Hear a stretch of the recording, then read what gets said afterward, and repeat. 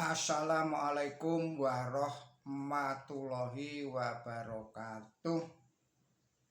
Bismillahirrahmanirrahim. Alhamdulillahirabbil alamin. Allahumma sholli ala sayyidina Muhammad wa ala ali sayyidina Muhammad kama barokta ala sayyidina Ibrahim wa ala ali sayyidina Ibrahim fil alamina innaka hamidum majid.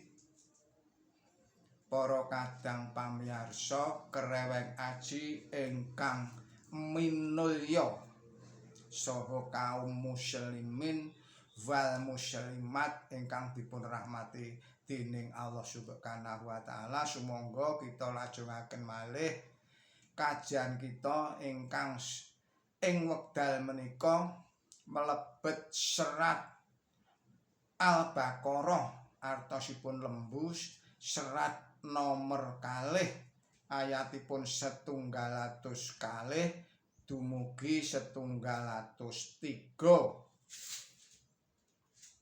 Agem para pamirsa sederek-sederek ingkang sakmenika nembe nandhang gerah, mugi-mugi Gusti Allah taala enggal paring usada sehingga sehat, sehingga seger waras dumateng sederek-sederek ingkang sakmenika saweg ngadepi masalah ingkang awrat. Mugi-mugi Gusti Allah taala enggal paring solusi ingkang sak-sae-saenipun. Ugi dumateng para kadang ingkang sakmenika saweg tanggap warsa, mugi-mugi Gusti Allah taala paring yuswa ingkang panjang, yuswa ingkang barokah, yuswa ingkang manfaat.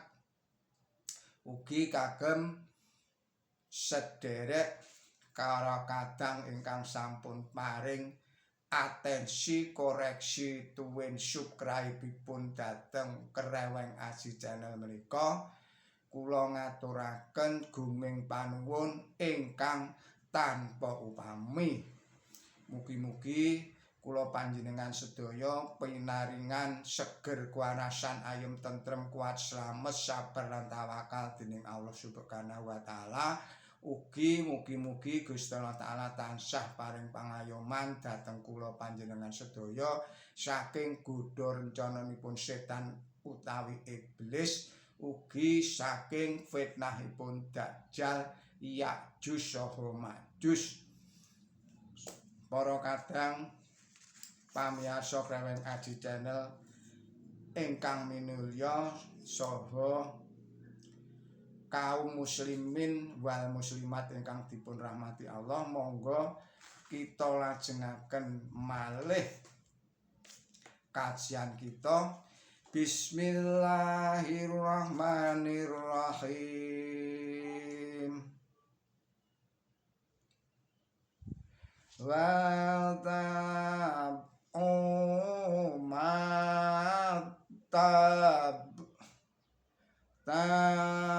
tadalu syaiyatina tainu ala mulki Sulaiman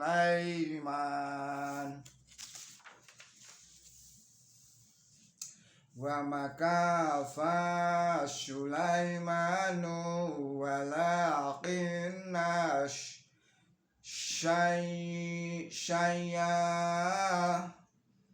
tina kafaru yu'allimunan nasya ya'ro wa ma unzila alal malakaini bi babillah Harut wa Marut wa ma yu'allimani min ahadin hatta yaqula innama nahnu fitnatun fala ta'fur.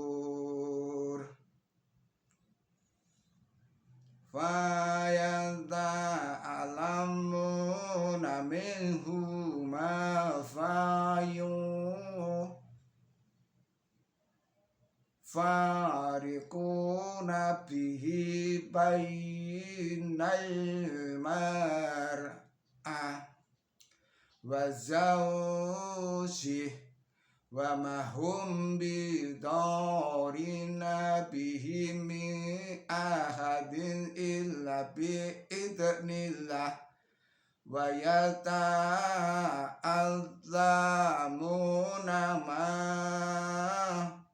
yanduruhum wa la yanfa'uhum walad alimul amani.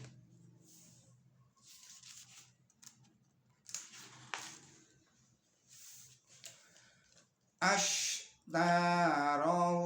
malahu fil akhirati min qalaqi wala bi'sha ma syaraw bihi anfusahum law kanu ya'lamun walau annahum amanu wal taqaw lama syubbatu min indillahi khair law kanu ya'lamun. Shadaqallahul adzim. Artosipun atas asma Allah ingkang maha murah ingkang maha asih lan dheweke padha manut apa kang diawat-awatake dening para setan atas kanabiane Sulaiman lan ora kafir. Sulaiman iku nanging setan-setan iku kang padha kafir, padha mulang manungsa prakara kemayan lan iku ora diturunake marang malaikat loro ing Babil, Harut lan Marut. Lan iki iya ora mulangake marang wong siji-sijiya nganti apada ngucapa satemene aku iki coba. Mulane aja kowe kafir nanging dheweke padha sinau saka sumber loro iku bareng kang padha dienggo anyilahake antaraning wong lanang karo jodhone lan iku ora kena dienggo ambancani wong siji-sijiya kajaba kalawan idining Allah lan dheweke padha sinau barang kang ambancanani awake dhewe lan ora migunani marang awake lan sayekti dheweke temen padha weruh yen sapa sing nuku kuwi ana ing akhirat ora oleh bagian kabecikan lan temen Allah pepayone anggone padha ngedol jiwane mungguh ta dheweke padha weruh iki lan yen ta padha angestuwa padha-padha bektiya ganjaran saka ngarsaning Allah sayekti luwih becik mungguh ta dheweke padha weruh iki. Maha leres Gusti Allah saha firmanipun kateranganipun manungsa mengsahi Allah lan Allah mengsahi manungsa punika kenging katerangaken makaten menggah ing sejatos-sejatosipun antawisipun Allah lan manungsa punika boten wonten memengsahan. Manungsa mengsahi Allah punika tegesipun milawani ing dawuhipun dene Allah mengsahi manungsa punika ateges maringaken piwalsing anggenipun sami milawani wau. KS kaengetono bilih ing mriki kapangandikaken bilih Gusti Allah punika namung dados mengsahipun para tiyang kafir ingkang miwiti mengsahi dhateng para utusanipun Allah dados sami kemawon kaliyan mengsahi para malaikat lan mengsah dhateng Allah pribadi. Angger-angger bab siksaning awon kapangandikaaken kaliyan tetembungan awon wau kados dene ingkang sampun kasebataken ing katerangan angka 17 punika menggah ing sajatos-jatosipun gumelar wonten ing dawuh punika. Salajengipun ngiwakaken panjenengan ngiwakaken prajanjian ingkang kasebutaken ing ayat ingkang sampun tuwin nyingkur kitab punika ingkang dipun karsakaken anggenipun para tiyang Israel boten anggape piweca utawi ramalan ingkang pangandaring Toret pasal 18 ayat 18 ingkang kanyatan saestu dening rawuhipun Kanjeng Nabi sampun terang sanget bilih ingkang dipun wecakaken utawi dipun ramalaken punika Kanjeng Nabi mila wonten ing serat punika tansah kasebataken marambah-rambah minangka bukti ingkang kiyat dhateng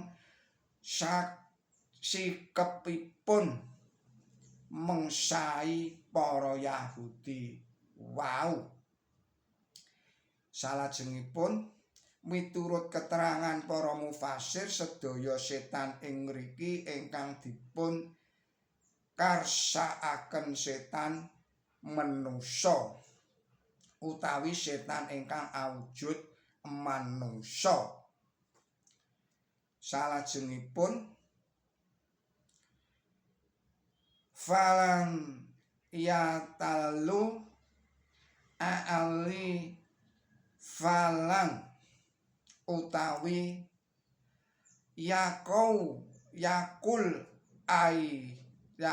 alaih ateges satunggaling tiyang wicanten goroh utawi nyariosaken ing atasipun satunggaling tiyang ingkang boten nyata ngandika bilih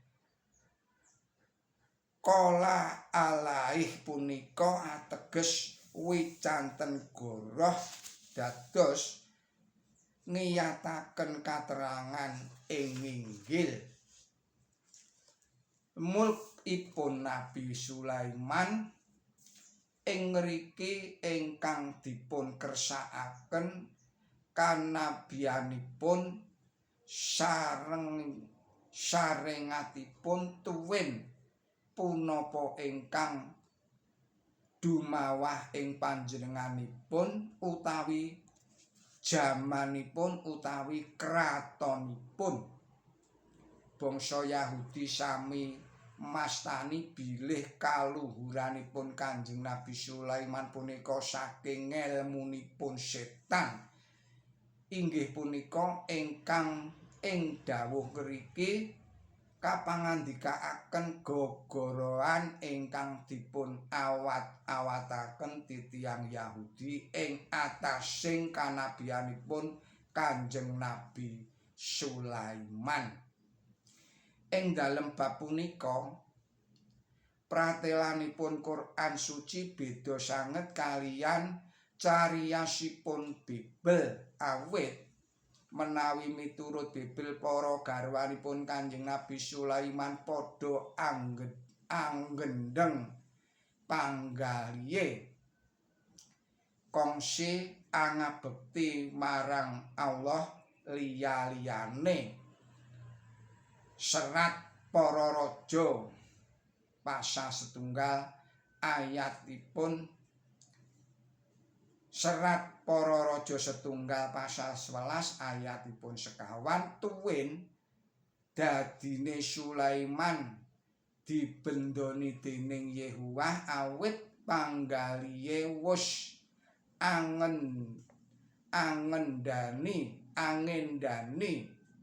ing pamadhep marang Yehuwah Allah Israel. Serat Para Raja 1 pasal 11 ayat 9. Ing sapunika sampun saged katetepaken bilih kateranganipun Bibel ing bab punika lepat tuwin pandhita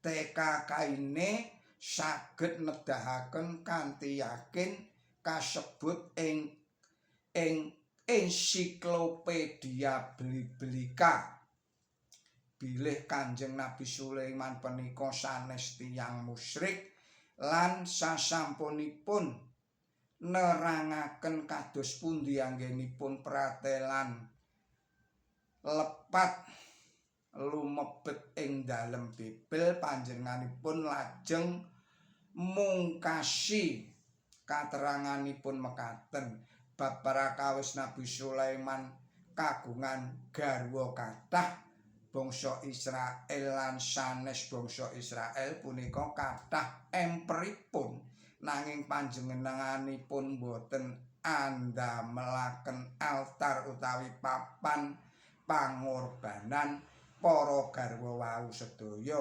Mekaten ugi panjenenganipun piyambak inggih boten tumut-tumut nyembah sesembahanipun para garwanipun sasarengan kalian panembahipun dhateng Yehuwah. Ensiklopedia Biblika kaca 5689.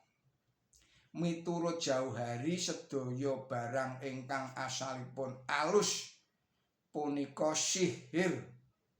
Tegesipun ingkang asli sihir punika malihaken satunggaling barang saking kawontenanipun sejati dados kawontenan sanes.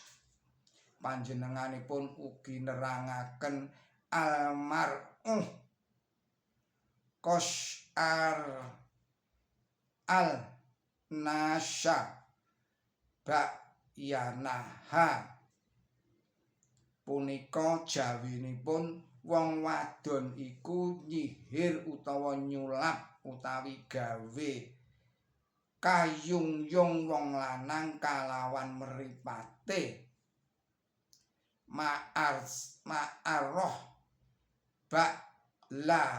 mah jawinipun agawe condonging wong liya marang dheweke kalawan wicarane kang manis utawa luwes.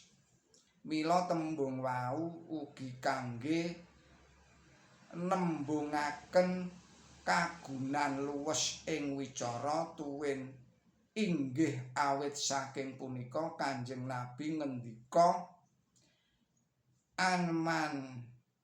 anmanala bayan la syahara tegesipun sayekti saweneh kawruh bayan iku kemayan utawi sihir. Mekaten ugi tembung syaharahu punika ateges ngapusi ing dheweke. Tembung syakarot al-fadoh tegesipun aku nyepuh selaka dadi rupa mas.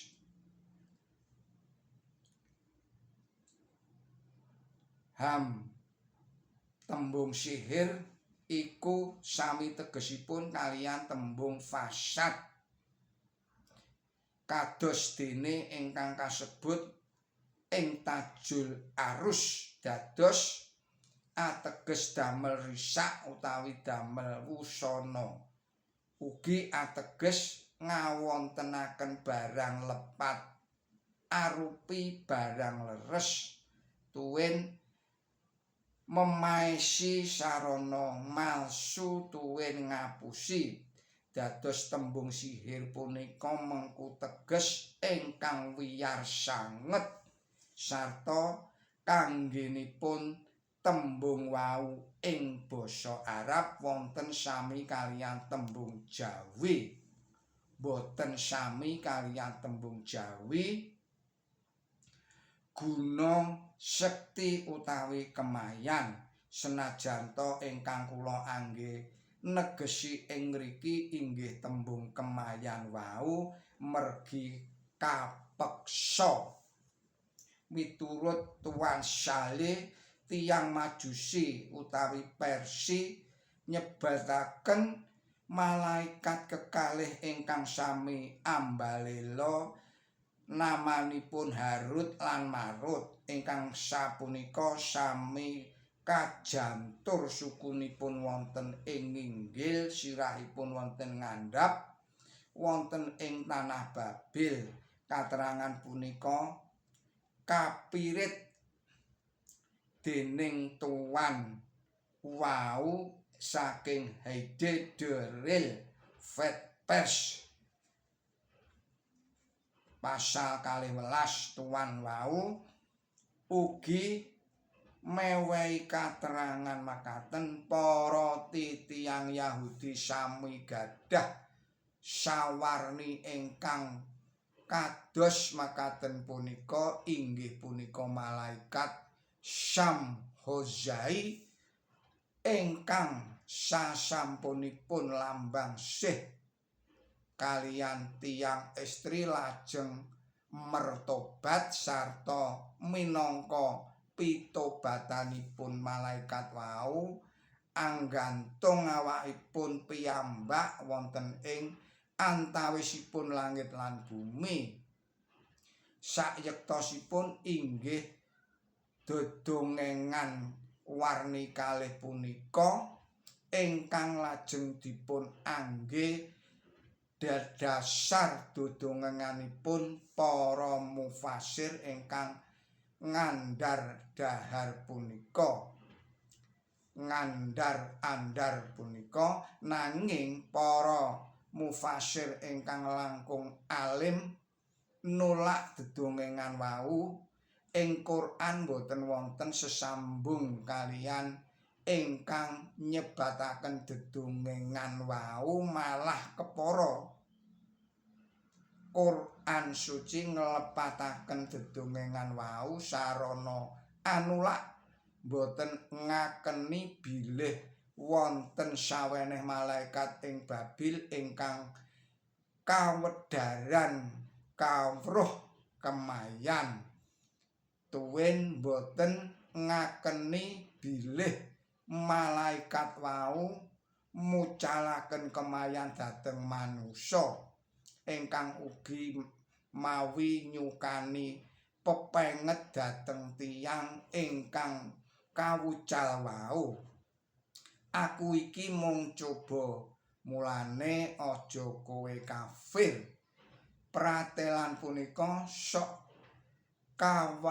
kawewah kawewahaken dhateng dedongengan wau perlu kangge namengi sampun ngantos malaikat wau kenging winastan awaton bebudenipun awon bebudenipun awit malaikat wau sampun mertobat bau sastra nerangaken Harut lan Marut punika saking tembung